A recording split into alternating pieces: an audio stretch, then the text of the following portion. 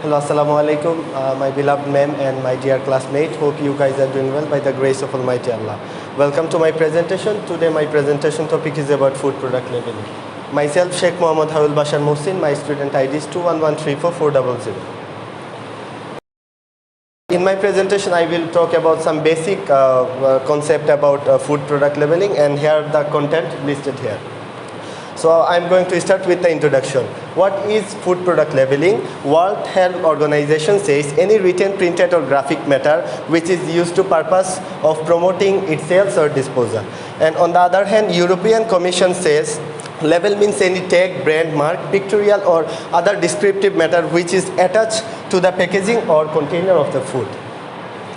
So what kind of component a food label should bring actually? So these are the component which must be present at any food product label.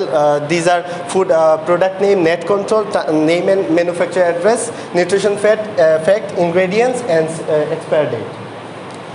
Here are the European Union Food Information Regulation listed here, and due to the shortage of time I am not explaining here.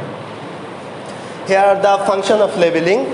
Actually labeling gives naming and defining of the product. Labeling gives identification and recognition of product. Labeling can classify a product, and labeling also help to promote the product. Here are some advantages of food labels. It may give some information about ingredients as well as nutritional values. It may raise the awareness of people regarding their diet, and it may also give some helpful information for the people who are suffering some disease such as allergies. And here is a also very important part of food labeling, which known as barcode. Actually barcode is a thing which is basically stamped with some bars and with some hidden codes actually, and here you can see the left segment says manufacturer ID and the right segment says product ID. So overall I found many importance of food labeling, and I think it is an essential part of food product. So we must follow the rules and regulation of food product labeling, either we are the producer or the consumer. So I hope you don't have any question.